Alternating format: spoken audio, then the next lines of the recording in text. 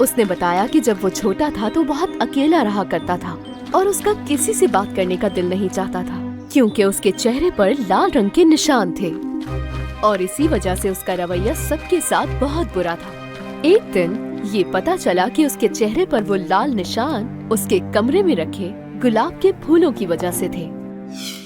किसी के पास भी उन निशानात का इलाज नहीं था और क्योंकि मैं गुलाब के फूलों के करीब नहीं जा सकता था, इसलिए मैंने पूरे मुल्क में गुलाब पर पाबंदी लगा दी।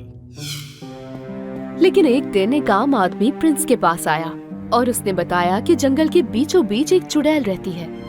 चुड़ैल रोजा जो कि बहुत बदसूरत थी और उसकी नाक जो कि हद से ज्यादा लंबी थी और उसके चेहरे पर बड़े बड़े तिल बने हुए थे। वो इन गुलाब की पत्तियों को पीसकर उन्हें अपने चेहरे पर लगा लिया करती थी और अपने जादुई अल्फाज कहकर अचानक से खूबसूरत हो जाती।